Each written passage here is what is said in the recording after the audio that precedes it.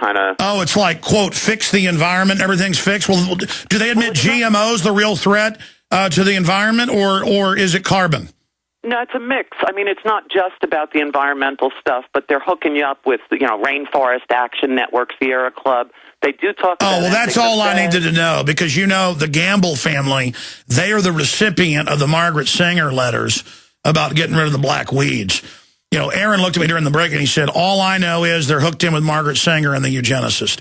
Now, I don't know about this guy individually, but if they're saying Sierra Club's going to save us, that is all about the land grab, all about New World Order. Now, maybe the guy is a person waking up, but I don't know. Apples usually don't fall too far from the trees and might be loyal opposition. We'll have to look into it. No, but that's a big sign right there. See, I ought to be glad they're doing this, though. If they don't at least try to co-opt things, they're going to kill me. Because they know we are taking over, we are waking people up, we're the real deal, the real paradigm smashers. And so at least they're not just, starting a war with us now or trying to wipe out the leadership of the Patriot movement at this point. They're trying other things. And so, at least they're spinning their wheels. Because let me tell you, you're not turning this around. Once somebody has a paradigm shift and gets into reality, it's not like there has to be some new installment of awakening. People are on their own now waking up. It's like Ron Paul said on Fox News yesterday when they were attacking him. He said, listen, my supporters don't desert. My supporters don't just go away. Because once they put all this information together and see how the real world works, it's not Ron Paul. I'm just a focal point of this. It's a chain reaction. You can't put the genie back in the bottle, and that's right. So, good for Procter & Gamble dynasty. Knock yourselves out. Mix some space aliens in and try whatever you want, because for every action, there's an equal and opposite reaction. Let's thank you, Carol. Let's go ahead and go to Blue, listening on 1470 AM Truth Radio in Tennessee. You're on the air, Blue. Hey, Alex. I pride myself on trying to find solutions. I'm the one that called in and expressed the need for everyone to turn their cell phones on speakerphone when they're pumping gas in the grocery stores to broadcast the message. These are a few of the ideas that I've come up with. One is to use Netflix. I heard about 2 years ago a gentleman that called in who had found you by watching the Obama deception on Netflix. I think that, like the Google bombs that we've had, if we all pick a movie and we all type it into Netflix search engines at the same time on the same day, or the equivalency of, then we can actually bring that through their algorithms and make it to bring it to the surface, so that it's available to everyone. Two is the time to argue on talk radio about Ron Paul is over. Right now, we need to focus on the country music radio stations as well as the rock and roll stations and start pushing patriot music. And the reason why, every time they give you an opportunity to request a song, request Amy's song, which was Ron Paul's anthem from 2008, and bring this to the surface, because these people are only getting the sound bites of the news. And the third idea is that you've got to go to your nightclubs and set up tables, register voters, and be there to express Ron Paul's point of view. Great points. Appreciate the call. Blue made a lot of really good points. Look, if you want to really change things, you've got to get involved in the streets. You've got to get involved at your church. You've got to get involved at work. You've got to talk about liberty. You've got to talk about real issues and point out what's happening everywhere. And the best tool, bar none, are documentary films.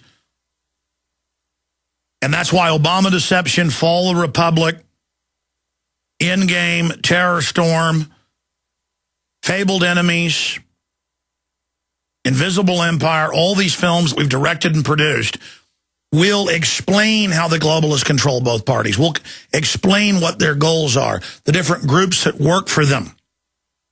So that then when some group comes to you posing as a patriot, I mean, here's one of the most positive things that's happened that I've seen anywhere in the last few years.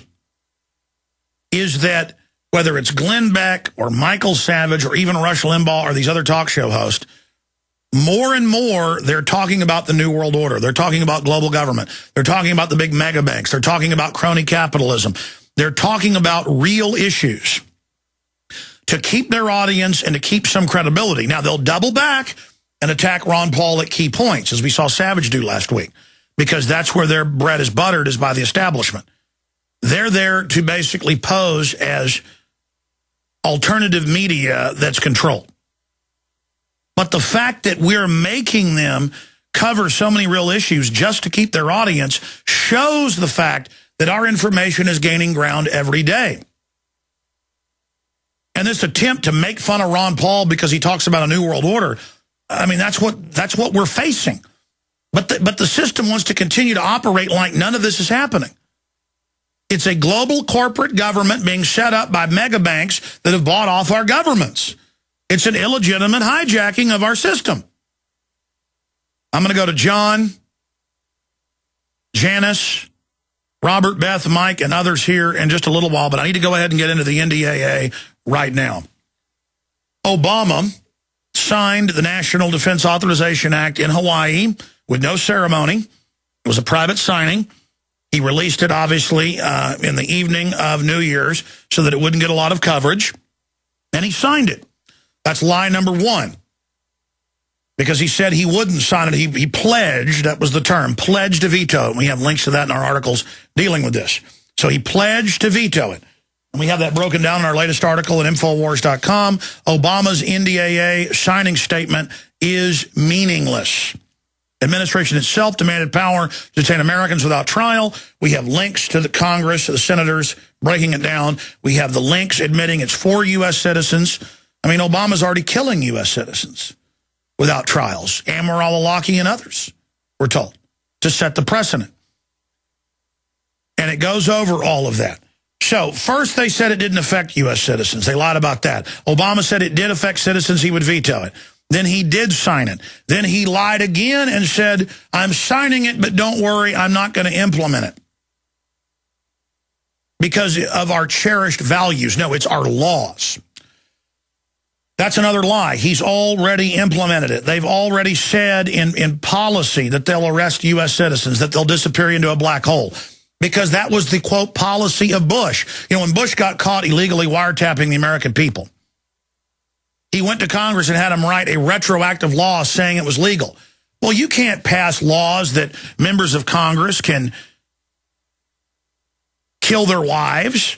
You can't pass laws saying Hispanics will now be slaves, or people with English surnames will now be slaves, or Amish will be slaves, or South Africans will be slaves. You have an inherent right to not be a slave. When somebody says it's the law, I can secretly arrest you, they are tyrants. They are frauds. They have run up their flag. You know who they are. But I want to address something else here. Everybody is starting to really freak out.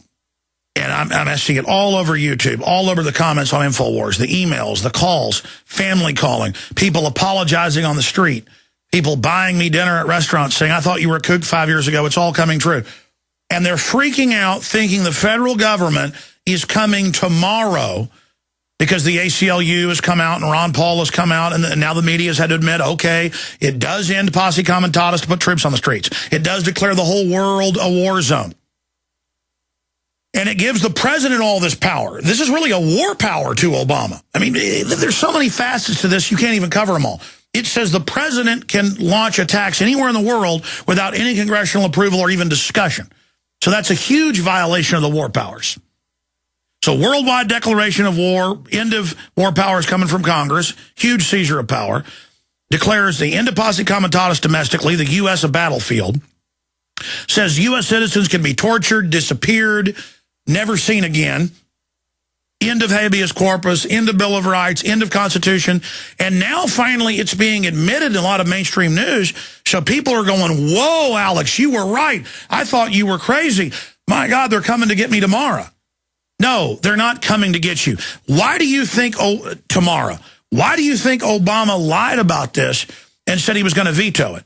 And then they had surrogates in the media say, don't worry, it doesn't affect citizens. They wanted to sneak that through to have it on paper so they could start brainwashing police and military to find out who will follow the order. They want to quietly do this behind the scenes. They don't want to have a big debate about what they're doing. They're weak, and that's the key to all of this. If you hear anything I say in my hours of covering news and information, it's this. They are doing this. I mean, I went to bed at about 11:30 midnight last night. I woke up at 3 a.m. and wrote 4 pages of notes on this. Just woke up with a brainstorm. And I already knew all of this, but it hit me. I woke up at like 3 a.m. going, we're winning. Sure, they lie to us out of hand. Sure, they like to train us to accept lies. Sure, they use military parlance against their enemy, the American people, these foreign banks that run our military, so they're going to lie to us out of hand, to create a fog of confusion, to make things about the fog of confusion instead of ever debating, hey, can the military be on the streets? Can citizens be secretly arrested? And that's also done by the psycho idiot savants that run this to make people that are awake feel helpless, to know the bill really does this, and then to not even be able to have a real debate about it. So it's designed for people that don't really pay attention to just get confused and wander off. And then they drive up in Tennessee or Illinois or Texas, Florida. I mean, all over the country now. It's in the news, local news, never national, because they're not ready for that yet. You just pull up and there's the armies there, and they're searching everybody's cars. This was going on in 1997 in Texas. 1998, we have video of Army checkpoints. And Mike Hansen's up there driving back from Dallas. He drives through Belton. There's an Army checkpoint. He pulls over, and the troops run over and say, turn your cameras off. It's all in the takeover. It happened to me in Belton at a military checkpoint. And the Army soldiers come over and say, I don't like you having your camera on, and thought I was going to cower and wet myself. And I got right back in his face and he said, you guys were at Belton and showed my face on TV. I'm angry. And I said, buddy, you shouldn't be out here on the streets. And it always started for ordnance control, quote, to defuse bombs. But an FBI agent pulls up, gets out of the car, and says, here's why they're here, now get out of here. And accidentally gave us a restricted document that's actually in the takeover that says, the military is operating in all 50 states covertly. We're here for any reason, checkpoints, warrant service, kicking down doors. It says warrant service. We're here. A giant covert operation, 1998, in all 50 states. This one's run out of Fort Hood in Texas. And it says, we're here 24 hours a day, 7 days a week. This is a quote, 300 and plus days a year. We're here 365 days a year. We're here for you. And you better believe I got freaked out by that. Then I went to the urban warfare drills. I said, I better look into this. Who are they trying to fight? The American people. So now this is all manifesting. So they want these powers to train behind the scenes and to get the cops and military ready to do this treason. But they don't want a public debate. They don't want opposition mounting to it. They don't want people to realize how evil it is. So Obama says, don't worry, I'm going to veto it to kill opposition. Don't worry, ceasefire, we're not going to pass it. So they could pass it. People then say, don't worry, it passed, but he won't sign it. He signs it. Why did he sign it? We know from Carl Levin and others, because they